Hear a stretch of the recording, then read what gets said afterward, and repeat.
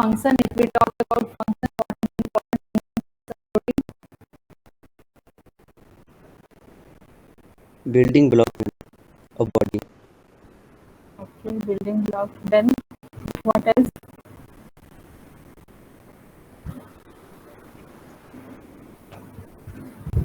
Sorry, I could not hear.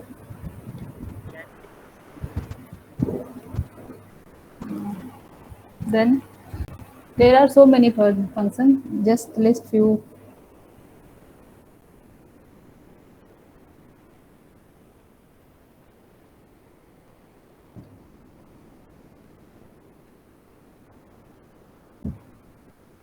Only two functions you people know.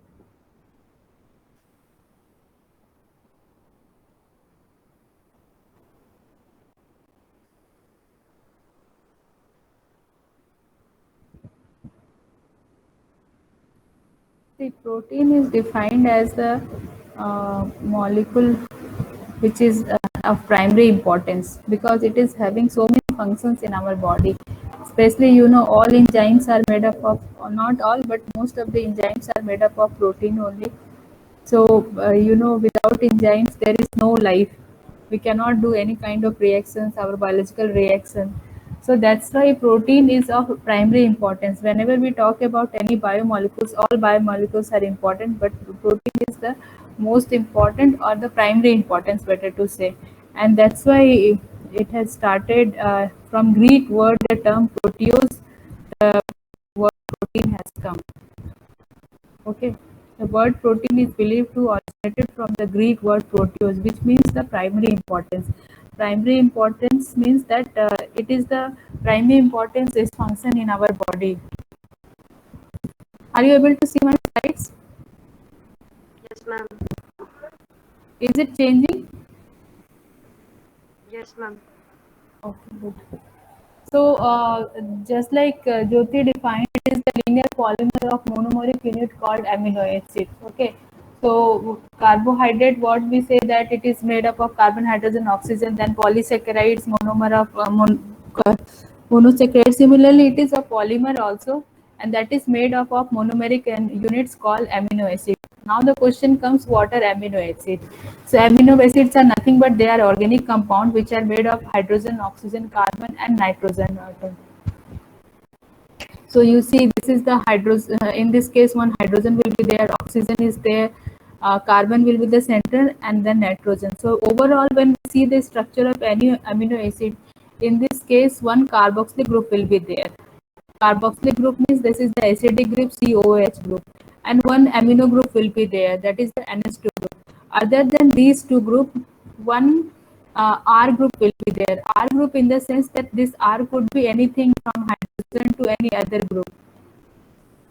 And fourth one is that is the hydrogen. Okay, so based on this R group, there are different types of amino acids are there. We'll see further slides that how these different amino acids are there. So based on this R group only, there are many types of amino acids are there. But whenever somebody will ask you what is the basic structure of any amino acid, that time you have to remember it is having, carbon is having 4 valency. So in this case, one valency is occupied by carboxylic group, one vacancy with the amino group, one is hydrogen, and the fourth one, that is R group. And this R group is either hydrogen or any alkyl group, anything different. There are different types of R group based on different amino acids are there.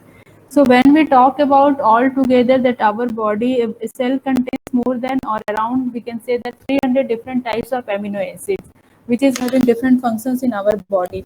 But out of those 300, only 20 amino acids get incorporated during the protein synthesis. That is the protein translation. And that 20 amino acid, we call it as a standard amino acid. Okay. So what is this protein synthesis or protein translation? Excuse me, ma'am. Excuse me, ma'am. Yes, Ma'am, one student is I trying want to. to. See, I have already told that I will wait for 10 minutes. And if people are not joining by 10 minutes, I will not allow. Already class is just 50 minutes. Out of that, I'm giving 10 minutes, 40 minutes. Then how will finish our syllabus? And it is very disturbing actually. In between, I have to stop. My rhythm is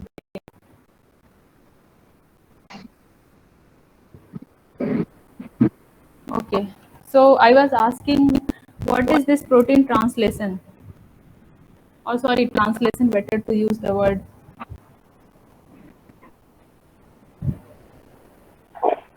RNA to protein or through translation. Okay. Yes. So whenever this protein is synthesized in our body from our, you know that from DNA, how message is coming out of this nucleus, in which form, and what is that procedure?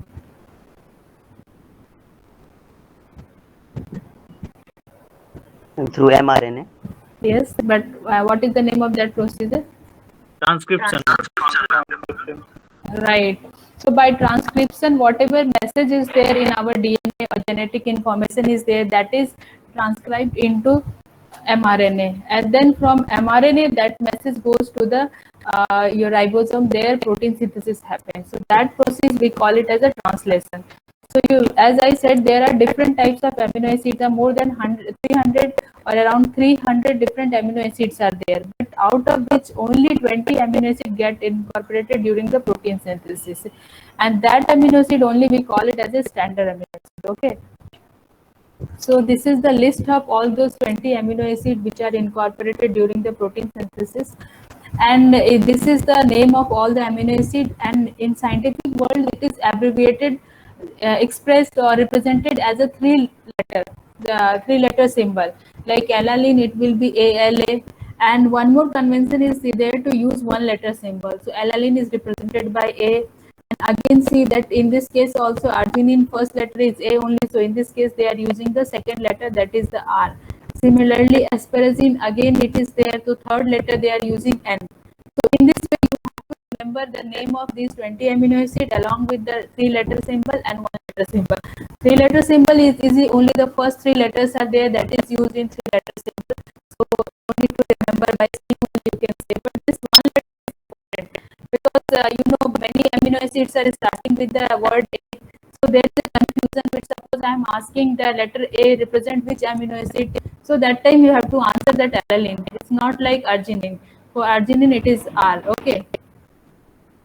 So whatever I have highlighted, except this arginine also I should have highlighted. These are the amino acid which is the not the first letter. You can say in case of glutamic acid, it is E, glutamine Q. Similarly for lysine, it is K, phenylalanine F. So this table you have to remember name of all the 20 standard amino acid and then one letter code also. So from this one question will be there in your mid or final exam for sure. Okay. So earlier it was supposed that only 20 amino acids are incorporated in protein translation. My slide is visible to you or not? Yes, ma'am. Yes, ma'am. So earlier it was known that only 20 amino acids are there, but recently scientists discovered that there are more amino acids which are incorporated in the protein synthesis. So those amino acids are cellulose and pyrrolysine. So that I call it as the 21st standard amino acid, and pyrrolysine is the 22nd amino acid. So this also you have to remember. This is the special case, not the general individual represented in the glutathione peroxidase, and pyrrolysine is in case of pathogenic bacteria. So these two also, so all together it is 22 standard amino acids are there. So suppose question is being asked like that, write down the, or objective question is like that, what are the number of standard amino acids. So if option 22 is there, then you mark the answer as 22 only. But if in option 22 is not there, then you can write it as 20, because still many of the books are following as 20 only. Only few of the standard books are there, they are mentioning as the 22 standard amino acids. Okay, so this is important, and one more important feature of this one is that you can see that UGA and UAG. What is unique about this codon?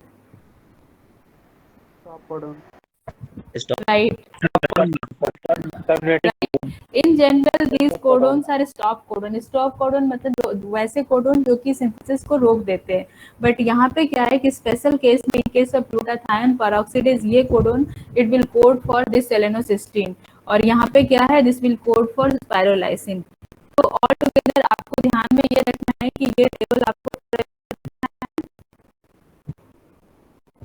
और इस table में आपको जो ये 1 letter code है that is very important, क्योंकि जितने भी स्टैंडर्ड बुक्स हैं और आप जितने भी न्यू डेटा सॉफ्टवेयर्स हैं उसमें जब आप देखोगे, लाइक अभी जो बायो इन्फॉर्मेटिक्स की बात करते हैं वहाँ पे जितनी भी जगह है हर जगह पे ये 1 लेटर कोड से रिप्रेजेंट करते हैं। ओके, तो कई बार ऐसा होगा कि just I will write the name of 1 letter code and I will ask you the write down the name of this polypeptide.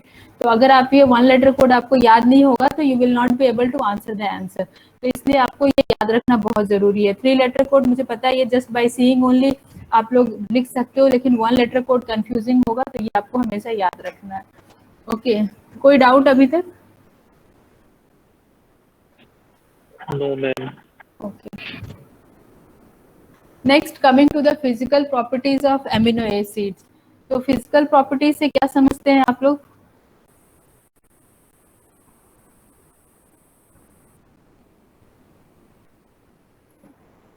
Like अभी तक हमने जो कार्बोहाइड्रेट में पढ़ा था कि there is isomerism, in case of amino acid there is isomerism and amino acid also we are representing as the capital L form or D form.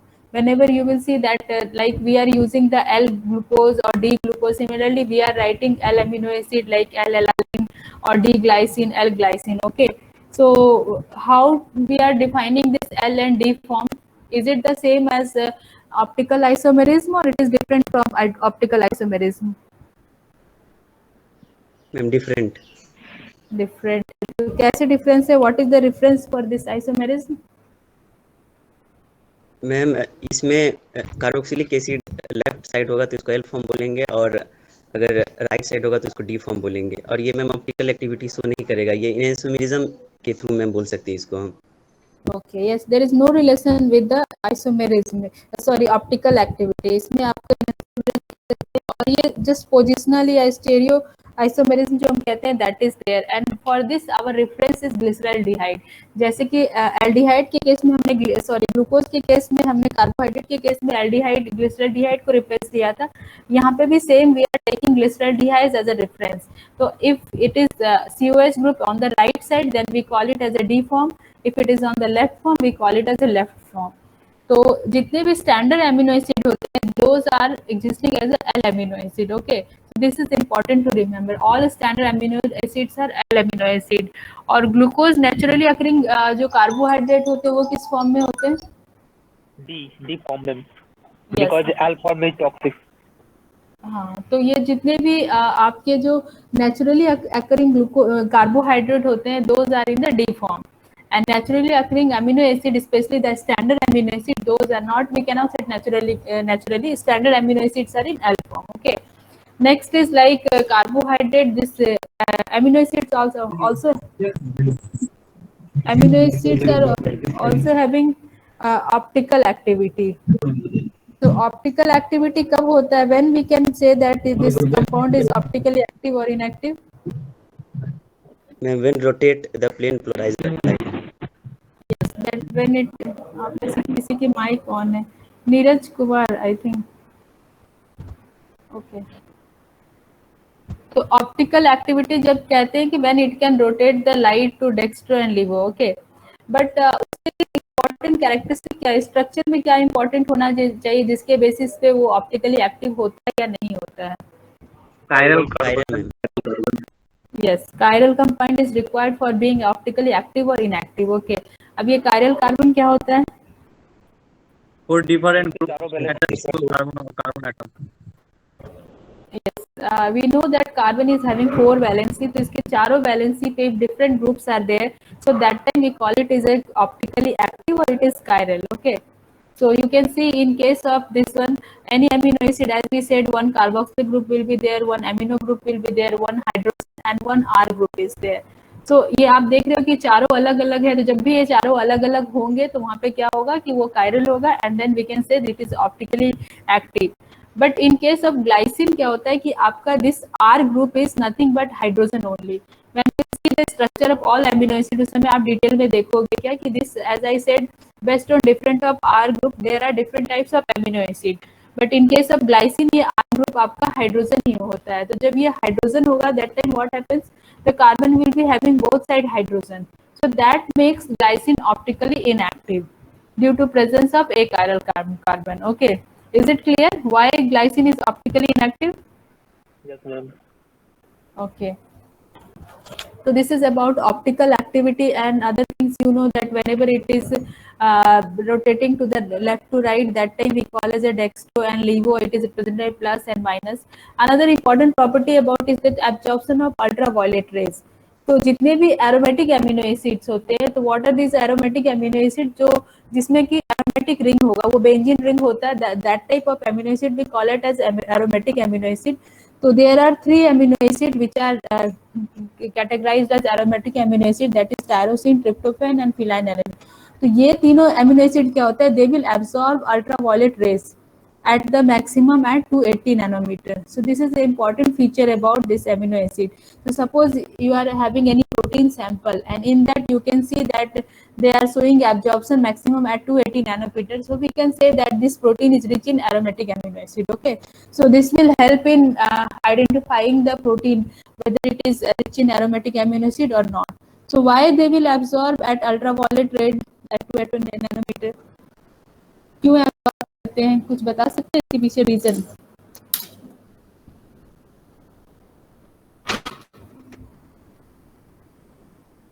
जैसे कि मैंने बताया कि एरोमेटिक एमिनो एसिड्स में क्या होता है कि बेंजीन रिंग होता है, एंड बेंजीन में आपको पता है there will be resonance.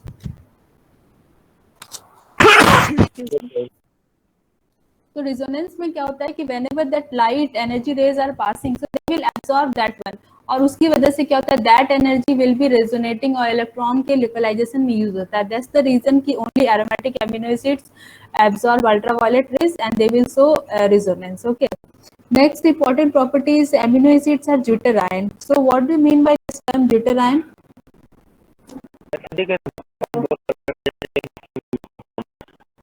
So why acidic and basic? Ma'am, because NH2 group is and carboxylic group is acidic. Yes.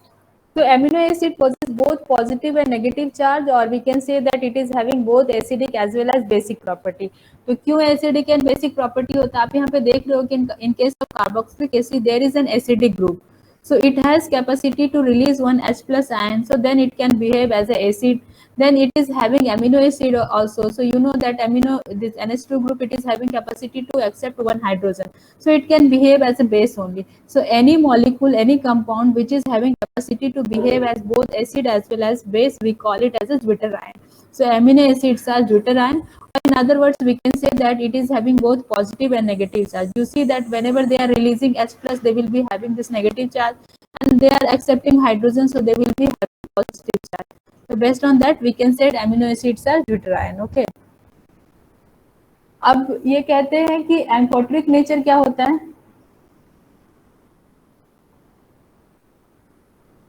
Amphoteric nature is also that only acidic and basic. तो zwitter ion कहने का जो होता है main, that is with the term in with respect to ions, when we are talking about positive and negative charge, तो उस समय हम उसको ज्विटर आयन कहते हैं, बिकॉज आयन कैटायन एनायन होता है, and third type that is the zwitter ion. Cation में कौन सा चार्ज होता है?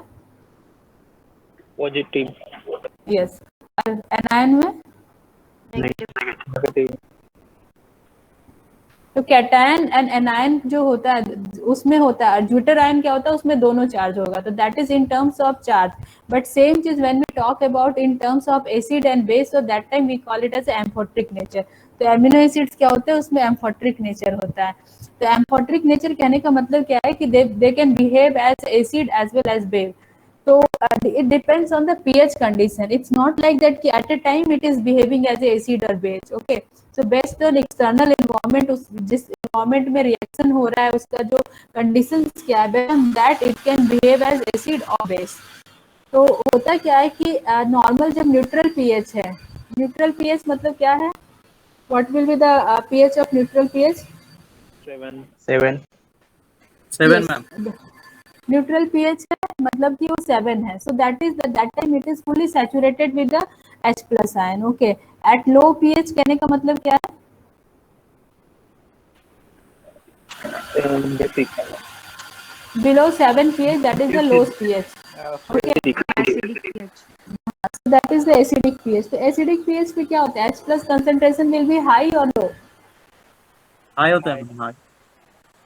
Ma'am, high. Yes.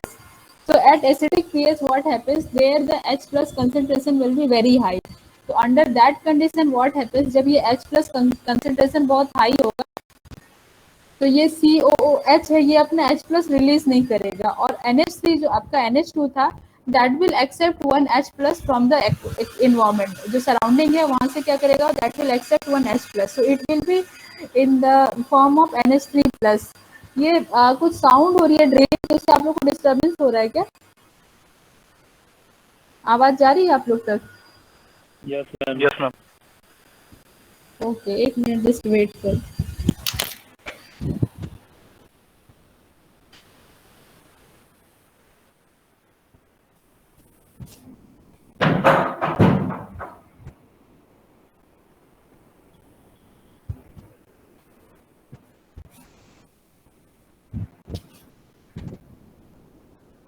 Okay, so at low pH, what happens? There will be the sufficient quantity of H plus ion.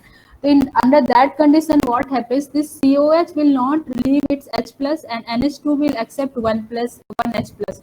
So this will be having NH3 plus. So total charge will be there positive charge or yes, since it is accepting H plus, so it will behave as a base. Okay. उसके बाद क्या होता है कि eight neutral pH क्या होता है there will be the intermediate concentration of H plus वहाँ पे ना तो बहुत ज्यादा होता है ना बहुत कम होता है तो उस कंडीशन में क्या होगा कि सबसे पहले आपका जो कार्बोक्सिलिक एसिड का था that will remove it's H plus उसका H प्लस चला जाता है तो यहाँ पे क्या होगा कि COH पे आपका माइनस चार्ज हो जाएगा और H3 पे प्लस चार्ज होगा तो ओवरऑल क्या होगा एट न्यूट्रल पीएच आपका ये 0 होता है चार्ज ओके तो ये भी क्वेश्चन आपसे पूछा जाता है कि what will be the charge on amino acid at neutral pH तो एट न्यूट्रल पीएच क्या चार्ज हो जाएगा एमिनो एसिड पे 0. 0 चार्ज हो जाएगा right and low pH positive positive and high pH पे क्या होगा जबकि हाई पीएच पे पता है आपको कि वहाँ पे OH माइनस कंसंट्रेशन ज्यादा होता है एंड H प्लस कम होता है तो under that condition what happens कि आपका COH तो अपना H रिमूव करेगा NH2 भी अपना H प्लस रिमूव कर देगा तो यहाँ पे ये क्या होगा कि this will having negative charge so this is about the based on that external condition or surrounding condition क्या होगा कि it will behave as a acid or base and its charge will vary so this will help in the deciding the mode of action of a particular enzyme or particular reaction जो भी reactions होते हैं so that's why it is very important to have that optimum pH we will discuss that every enzyme is having that particular pH or optimum pH better to use the term कि उस pH पे ही वो enzyme काम करता है तो why that will work on that pH only because based on that pH only its amino acids will be having different charge and that will help in the catabolism or mode of action of enzyme तो ये समझ में आ गया amphoteric nature of amino acids okay so next is the classification of amino acid so amino acid can be classified into different groups on the different basis तो first basis is जैसे कि मैंने बताया depending on nature of their R group मतलब कि carbon के 4 valency में एक जो हमने देखा one is carboxylic group one is amino acid one is hydrogen and fourth one that is the R group that is the alkyl group तो that can be I told you it can be hydrogen और any other group तो based on different R group इसका classification होता है second is the amino acid on the basis of nutrition कहने का मतलब कि how important it is in our nutrition whether it is required in nutrition और not हमारे बॉडी में अगर ये सिंथेसाइज होगा suppose some amino acids are synthesized in our body so those amino acids are not essential to take from outside तो वैसे amino acids को हम क्या कहते हैं नॉन इसेंशियल अमीनो एसिड लेकिन कुछ अमीनो एसिड्स होते हैं जो कि हमारे बॉडी में सिंथेसाइज नहीं होते so that time it is essential to those amino acid in the nutrition जो भी डाइट हम खाते हैं उसमें उसको लेना जरूरी होगा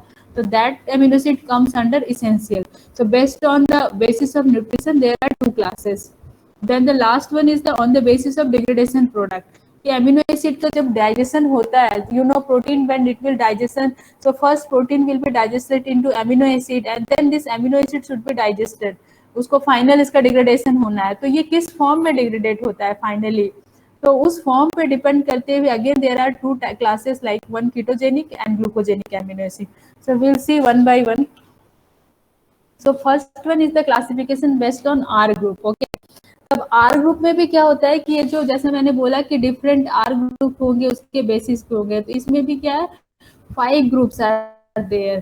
तो first one is the polar amino acid. Polar amino acid कहने का मतलब है कि R group contains polar hydrophilic group. Polar कब होगा? When we say that it is a polar compound. When electron shared is not equally between the two atom. Yes, हाँ, जबकि equal sharing नहीं होता है दो इलेक्ट्रॉन के बीच में, इलेक्ट्रॉन शेयरिंग प्रॉपर नहीं होगा दो बॉन्ड के बीच में, तो because of that dipole creation some kind of charge is developing. Okay, तो आप देख रहे हो कि जब भी इसके मतलब क्या कि आर ग्रुप में ऑक्सीजन है, नाइट्रोजन है, यहाँ पे सल्फर है, तो ये सारे ग्रुप्स जब भी होंगे तो that time it will have some charge on that. So that type of amino acid we call it as a polar amino acid. Okay, and again polar amino acid में भी क्या होंगे कि दो टाइप के हो जाएंगे कि one will be polar charge amino acid, another will be the polar अनचार्ज.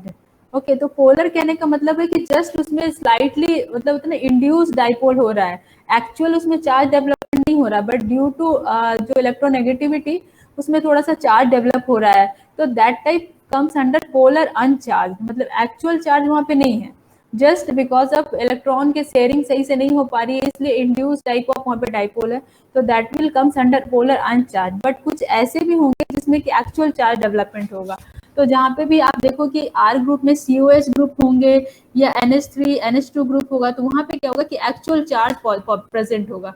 so that type of amino acids comes under polar charged amino acid. तो ये नाम आपको याद रखना है, ठीक है, कि कौन से पोलर चार्ज होंगे, कौन से पोलर अनचार्ज होंगे, कितने सारे टाइप्स होते हैं. तो इसमें भी अब पोलर चार्ज में भी अगर नेगेटिव चार्ज है तो that we call it as acidic amino acid, और जिसमें कि पॉजिटिव चार्ज होंगे तो that is the basic amino acid. Next one is the non polar amino acid, जिसमें कि नॉन पोलर है, जहाँ पे कोई इलेक्ट्रोनेगेटिव ग्रुप नहीं है, किसी टाइप की पोलरिटी नहीं है, लाइक ये ग्लाइसिन अल्काइल ग्रुप है, तो इस टाइप के एमिनो एसिड्स को हम नॉन पोलर एमिनो एसिड्स कहते हैं. तो ये सारे आपको याद रखने हैं, ठीक है. इससे ऑब्जेक्टिव क्वेश्चंस रहता है कि मैं कोई भी एक एमिनो एसिड आपको उठाकर पूछ सकती हूँ कि it will be the polar type of amino acid और इट इज नॉन पोलर, और पोलर में भी पोलर चार्ज है या पोलर अनचार्ज है, तो वो आपको हमेशा याद रखना है. तो याद कर लेंगे आप लोग ये? Yes, ma'am. Okay, good. तो next is the on the basis of nutrition. तो जैसा कि मैंने बताया कि some amino acid can be synthesize in our body, so that amino acid we need not to take from the diet, क्योंकि वो हमारे बॉडी में ऑलरेडी बन रहा है, सिंथेसाइज हो रहा है, दूसरे जो को भी हम खा रहे हैं लाइक कार्बोहाइड्रेट से बन रहा है या फिर विटामिन खा रहे हैं, किसी भी चीज से वो हमारे बॉडी में बन जा रहा है. तो वैसे एमिनो एसिड को क्या होगा कि बाहर से खाने की जरूरत नहीं पड़ती, अलग से लेने की जरूरत हमें नहीं पड़ेगी. तो सारे एमिनो एसिड जो हो जाते हैं नॉन एसेंशियल होते हैं, बट कुछ ऐसे एमिनो एसिड्स हैं जो कि हमारे बॉडी में सिंथेसाइज नहीं होते हैं. क्यों नहीं सिंथेसाइज होते हैं? बिकॉज उसके सिंथेसिस के लिए जो पर्टिकुलर एंजाइम्स चाहिए होते हैं, जो उसका वो प्रिकर्सर मॉलिक्यूल्स चाहिए होते हैं, that is not present in our body. So those amino acids we need to take from outside in our diet. That type of amino acid we call it as a essential amino acid. पर कुछ ऐसे amino acids हैं जो कि semi essential की category में आते हैं. तो कौन से अमीनो एसिड सेमी एसेंशियल की कैटेगरी में आएंगे?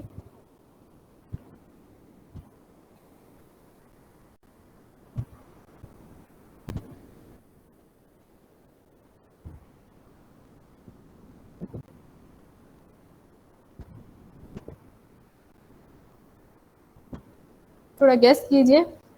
मार्जिनिन, हिस्टिडीन. हाँ, वो तो आप एग्जाम्पल बता रहे हो, लेकिन on what basis we are saying that it is essential, not essential और एसेंशियल? वो मतलब जो एडल्ट्स हैं उनकी बॉडी में सिंथेसाइज हो जाते हैं, बट शायद जो बेबी या चिल्ड्रन होता है उनके में नहीं होता. राइट. दो कंडीशन है कि एक तो वो मतलब होते हैं लेकिन सफिशिएंट क्वांटिटी में नहीं होते हैं, तो दैट्स वाई वो बॉडी, जैसे बच्चों की बॉडी होती है, ज्यादा उनका ग्रोथ फास्ट होता है, ज्यादा उसमें रिक्वायरमेंट होती है, तो उनके बॉडी में जो भी सिंथेसाइज होता है that is not in the sufficient amount to meet the requirement. So those type of amino acid we call it as a semi essential amino acid. मतलब वो एसेंशियल तो है पर बहुत एसेंशियल नहीं, क्योंकि बॉडी में सिंथेसाइज हो रहे वेरी स्मॉल क्वांटिटी में. तो under this category 2 amino acids are there, that is the arginine and histidine. Okay, तो ये आपको ये मैंने कोड यहाँ पे डाल रखा है जिससे कि आप याद कर सकते हो. विला HM 10,000 पाउंड. तो इसमें जैसे ये फर्स्ट वी है that is for valine, I for isoleucine, L for lysine, leucine and then arginine है, then H for histidine, M for methionine. तो ये कोड मैंने डाल रखा है ताकि आप लोग ये name of essential amino acid पूछे, क्योंकि ये 2 मार्क्स के क्वेश्चन में ऐसे रहता है कि what are the essential and semi essential amino acid and write down the name of essential amino acid. तो जब मैं पूछ रही हूँ कि write down the name of essential amino acid, so that time you have to write the name of all the essential amino acid, not like okay. जब मैं मुझे 1 और 2 पूछना होगा तो that time I will write the name of 1 essential amino acid और 2 essential amino acid. आप लोग क्वेश्चन आंसर करने से पहले ध्यान से पढ़ते नहीं, बाद में फिर बोलोगे कि मैम मार्क्स कम क्यों आ रहा है। तो that is the reason if I am asking that write down the name of essential amino acids, so that time you have to write the name of all the essential amino acids, and if I ask that write the name of 1 or 2, that time you write 1 or 2 only. but ऐसा भी होता है कि just मैंने पूछा write the name of 2 essential amino acid और कई बच्चे ऐसा करते हैं कि सारे essential amino acid का नाम दे देते हैं, तो उसमें वही होता है कि फिर आप टाइम वेस्ट होता है सिंपली। इसलिए क्वेश्चन आंसर करने से पहले read it properly. So this is also very important. You have to remember the name of all the essential and semi-essential amino acid. अगर आपको essential and semi-essential याद हो जाएगा तो obviously non-essential तो याद होना ही रहता है। So next is the classification of amino acid on the basis of degradation product. तो degradation product कहने का मतलब ये है कि amino acid जब प्रोटीन का डाइजेशन होता है कहाँ पे स्टार्ट होता है? Will it start in only? Up to 70% right. of protein digest in our stomach. Yes. Protein जो होता है it will not start in mouth. Mouth में किसका डाइजेशन स्टार्ट होता है?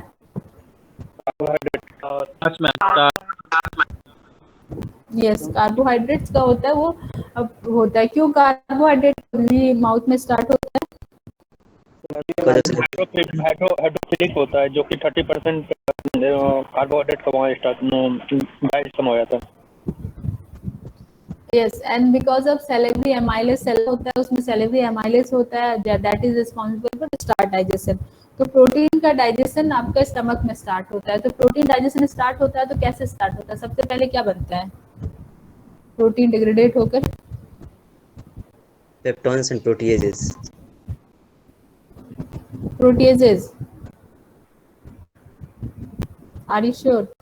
Proteases. पेप्टॉन्स। Right. Proteases क्या होता है?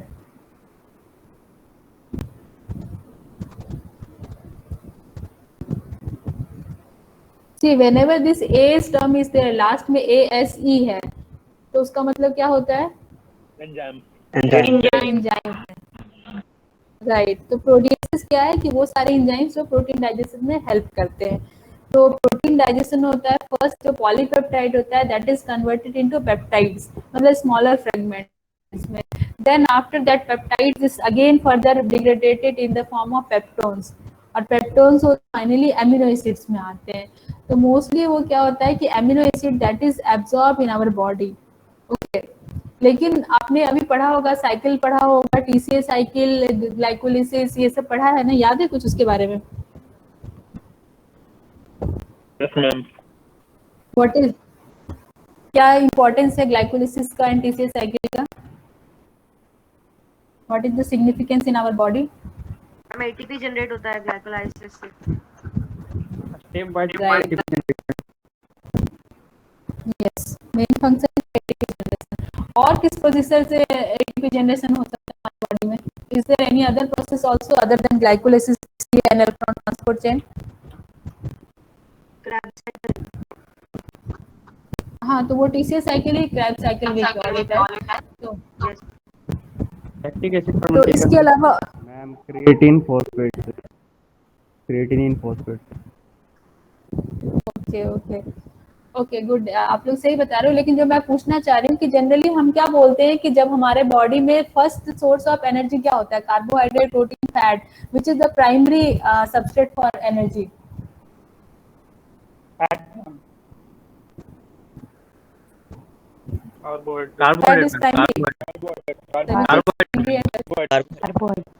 Right, carbohydrate is the primary.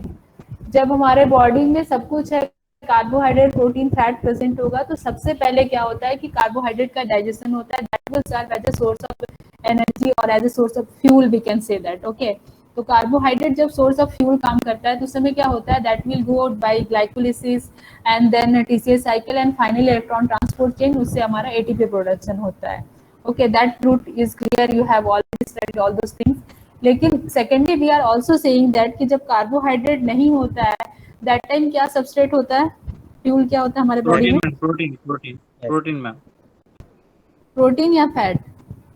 Fat. Protein ma'am. Last पे प्रोटीन आएगा। लास्ट में प्रोटीन है। पहले कौन सा होता है, फैट या पहले प्रोटीन होता है, ये बताओ। Protein ma'am. Protein fat. Okay, तो पहले फैट होता है उसके बाद प्रोटीन होता है। Okay, that's why we are doing fasting. आज आप सब लोग फास्टिंग कर रहे हो तो फास्टिंग में क्या होगा कि आपके बॉडी में कार्बोहाइड्रेट जो थोड़ा बहुत कल आपने खाया था वो बचा हुआ होगा, तो पहले तो वो कार्बोहाइड्रेट खत्म होगा, देन उसके बाद क्या होता है कि पहले फैट खत्म होता है। अगर प्रोटीन खत्म होता है तो हम लोग फास्टिंग कभी करते ही नहीं, क्योंकि प्रोटीन अगर खत्म हो रहा है तो आपकी बॉडी से क्या होता है कि आपका सारा मतलब बॉडी सेल टिश्यू डिजेनरेट होना स्टार्ट हो जाएगा, देन आप लोग बहुत थिन हो जाओगे। लेकिन होता क्या है कि जब भी हमारा बॉडी में कार्बोहाइड्रेट सफिशिएंट क्वांटिटी नहीं है तो दैट टाइम पहले फैट कंजम्पशन स्टार्ट होता है, क्योंकि आपको पता है कि सारे बॉडी में टिश्यू में क्या होता है कि अंडर जो आपका एडिपोज टिश्यू होता है that stores the fat, and once the all fat is gone उसके बाद एक्सट्रीम स्टारवेशन कंडीशन होता है। जो कुछ पिक्चर्स आए थे आपने देखा होगा कि माल न्यूट्रिशन वाले बच्चे होते हैं, या फिर जो एक्सट्रीम जो जहाँ पे वो क्या कहते हैं तो वो कंडीशन को क्या बोलते हैं, मैं भूल रही हूँ वर्ड एक्सप्रेसली, मतलब extreme starvation,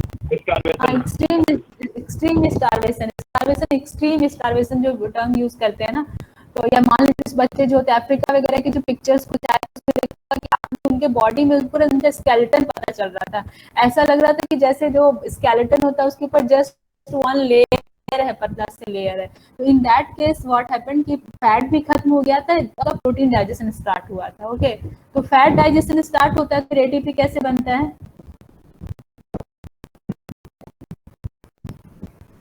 ma'am fat fatty acid और ग्लिसरॉल में टूटता है। Okay, good. तो फैट डाइजेशन क्या होता है कि जैसे कि ग्लूकोज के लिए तो हमें पता है कि glycolysis TC and Krebs cycle है, so that's how it is giving the ATP. पर फैट के ऑक्सीडेशन के लिए क्या होता है कि ऐसा कोई साइकिल नहीं होता है। फैट के ऑक्सीडेशन में क्या होता है, fat is oxidize in the form of acetyl coenzyme, उसमें बनता है, and that acetyl coenzyme enters into the, कहां पे वो एंटर करेगा?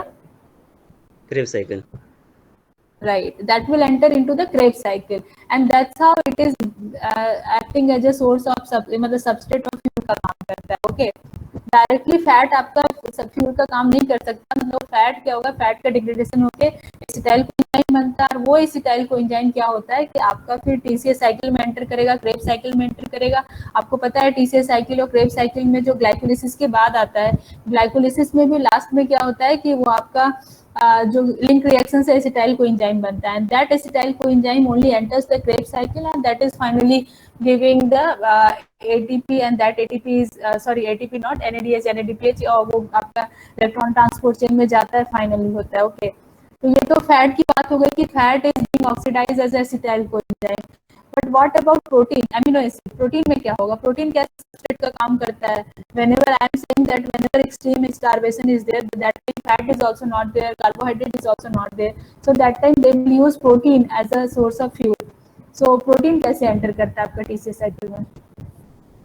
फर्स्ट पायरुविक एसिड में कन्वर्ट, अमीनो एसिड में कन्वर्ट होकर पायरुविक एसिड में जाता है, या वो एसिटाइल कोएंजाइम में भी जा सकता है मैम, थ्रू एसिटाइल कोएंजाइम के थ्रू क्रेब्स साइकिल में। Right, very good. So that is the basis of this classification कि अमीनो एसिड का क्लासिफिकेशन कैसे हो रहा है। कि आपने देखा कि फर्स्ट दिस पॉलीपेप्टाइड, हाँ बोलिए ma'am. Next class is going to start. Okay, just I will take 2 minutes. Otherwise, again I have to start in next class. तो अभी हमने देखा कि what happens that your protein is converted into polypeptide, is converted into peptide, then peptone, and finally amino acid. And as you people only said कि amino acid can either go in the form of pyruvic acid or in the form of acetyl coenzyme. तो जब ये pyruvic acid में जाता है that means कि it is going in the terms of glucose के cycle में जा रहा है। ओके, तो that type of amino acid we call as a glucogenic amino acid. और अगर ये एसिटाइल कोएंजाइम के फॉर्म में जाता है दैट इज द फर्स्ट ये कीटोन बॉडी बनाएगा एंड कीटोनिक फॉर्म बनाने के बाद ये एसिटाइल कोएंजाइम में आएगा। तो that type of amino acid we call as a ketogenic amino acid. So there are two classes, ketogenic और ग्लूकोजेनिक। तो कुछ एमिनो एसिड्स हैं वो केवल कीटोजेनिक बनते हैं, मतलब कीटोन बॉडी बनाएंगे, that is lysine and leucine.